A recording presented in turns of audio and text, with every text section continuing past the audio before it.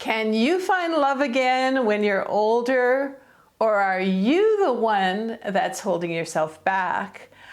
In this vlog today, I'm going to talk about my own experience and thinking to myself that I don't know if I should be dating. I've got kids, how am I going to start a new life? I basically was sabotaging myself, and if I hadn't changed things up a little bit, I would never find what really was true love. So I want to talk about that. And of course, since this is a vlog, I'm going to be a little bit up close and personal with you and give you a bit of our story, our love story as it is.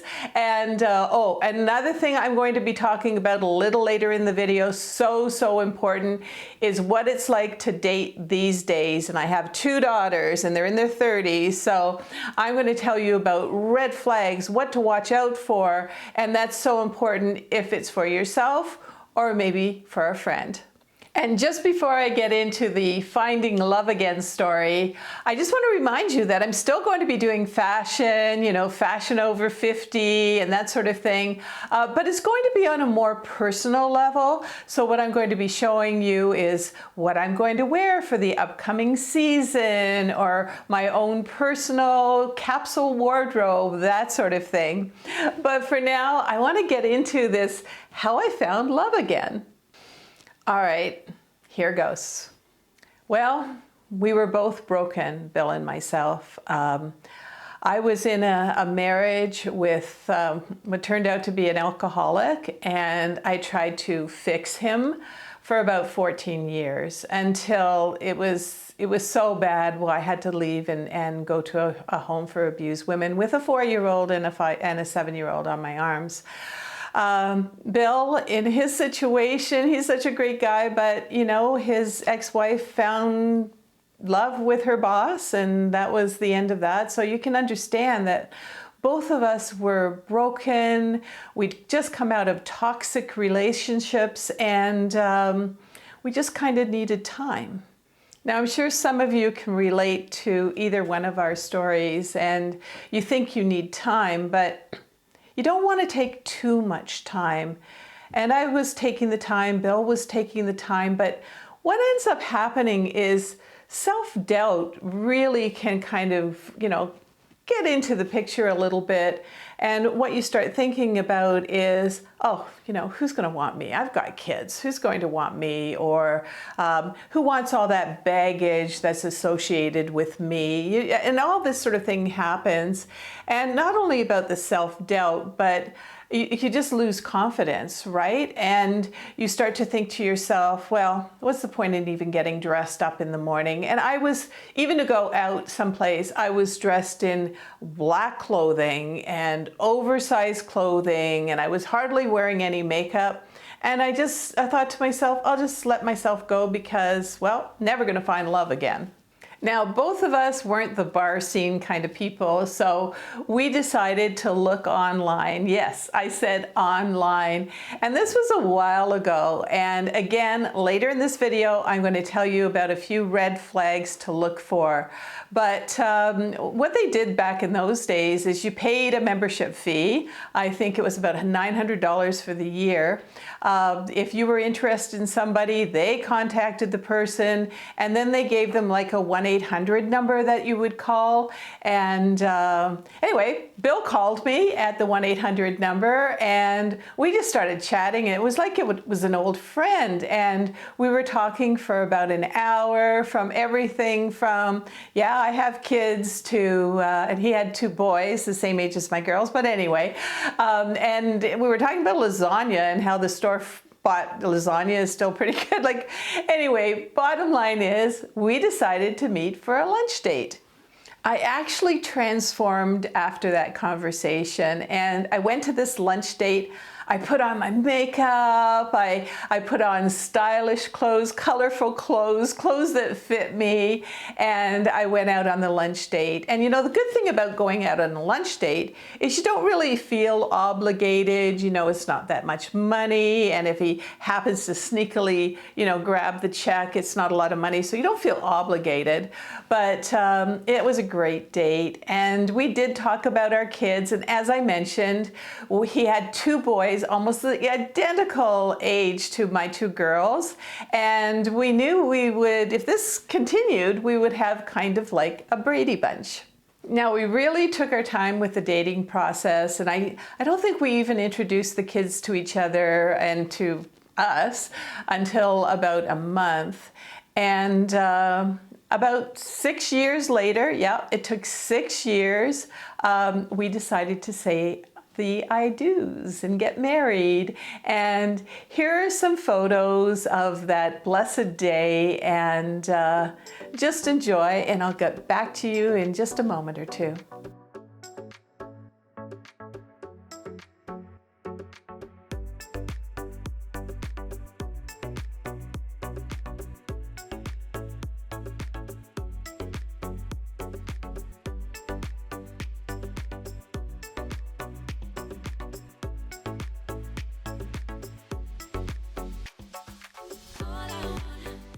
And go ahead and ask me questions in the comments. You know, like I said, this is kind of more up close and personal, and I usually get back to all of the comments. And of course, if you have any ideas of what you would like to, you know, we're all on the aging journey together. I'm always saying that.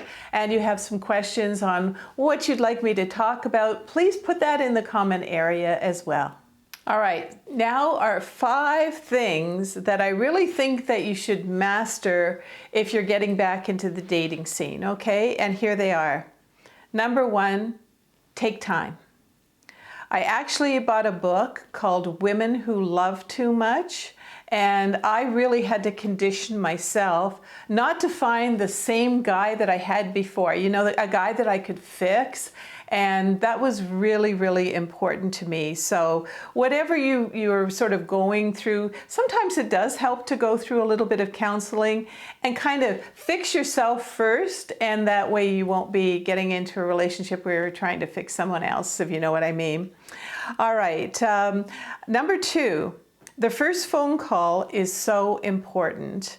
And if it's going along and you're going, oh God, I can't even talk to this person, you know, he's a narcissist or whatever, just politely say, you know what, I'm sorry I have to interrupt for a second, but I really think that I'm looking for somebody a little bit different. Be polite, but get off the phone as quick as possible. Number 3, I mentioned that lunch dates are great dates to have. You don't feel such an obligation. There's usually no bottles of wine poured or anything like that. And, you know, he didn't even have my phone number, and so that was kind of good. But basically, if the date is not going well, like, yeah, of course, finish your meal. But yeah, again, just politely say, you know what, I'm really sorry, but I think I'm looking for someone else, and then start with the exit, because you don't want to go on to a second date just because you think you're obliged to. So that's really, really important.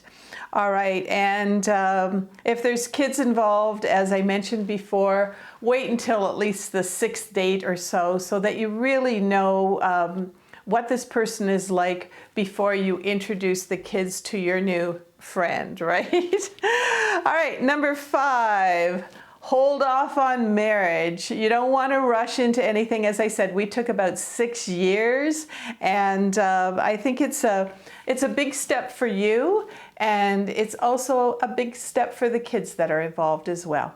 And just before I move on with this topic, I just want to mention to you, I really hope that you stick with me because I will be doing, you know, some of these vlogs, but I'm still going to be doing some fashion ones as well. But I think it's, you know, we're growing, right? I'm growing. I've been doing this for about 7 years now. And what I'm finding is there's so much more to the aging journey than just doing videos on what not to wear, and I really felt that. So of course, I'm going to do much more fashion with this. Oh, and by the way, if you go to Instagram.com and /lovingourage, almost every other day, I do fashion. So that's really the platform where I'm going to do a lot of fashion. You're going to see drab to fab. You're going to see clothing hacks. You're going to see what I'm wearing, that sort of thing. So don't forget about that. Instagram.com/lovingourage. All right. Let's get on to the next topic. Oh, and just before I do move on to the next topic, if you're subscribing with me, thank you so much for sticking with me. And of course, if you're not a subscriber and you like what you're seeing here, really talking about personal things that we go through, and there's a lot of subjects. I'm going to be talking about, you know, a lot of things that we find out, you know, about our confidence, about our self-care, all of those sort of things. And I would love, if you're not already with me, love for you to subscribe. There's a button down there somewhere. And don't forget to click on the notification bell, because if you don't, you probably won't see my newest video. Now here's that little public service announcement that I mentioned that I wanted to talk about, and it's 5 red flags when you're getting into the dating situation. This could be for yourself and maybe even for your kids as well, depending on what your kids are like, right? Especially the daughters. Anyway, number 1, apps that are popular with your kids aren't always the way the dating scene goes these days, because a lot of times those apps are for hooking up. You know what hooking up means, right? It's not for long-term relationships. So just make sure that you're on an app that really maybe caters to an older demographic, or maybe there's still matchmaking services out there. So you might want to go on to your local area, or why not even do it the old-fashioned way? You know, maybe there's a place where you can volunteer and meet some really wonderful heart-centered men, or whatever, or maybe through a friend. So those old ways are still good ways to look for somebody. All right, number 2, don't engage with men who talk to you by speaking to you on any of the platforms through your comments. Okay, what this is meaning that, you know, you're through Facebook or Instagram or YouTube and you're doing a comment.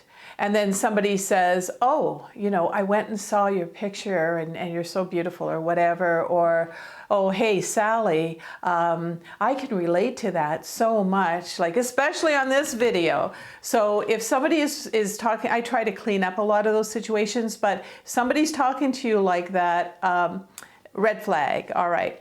All right. Number 3, if your new boyfriend starts asking you for money, run. All right. Probably a scam.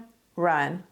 Number 4, if your new boyfriend that you met online delays for months in seeing you in person, and he just keeps on going on about how beautiful you are and how you're the love of his life and everything else, and he's not meeting you in person, there's a very good chance that he doesn't live in your area, and he might even be from another country. So watch out for that. All right. And number 5, I just mentioned this. Remember that true love isn't just words.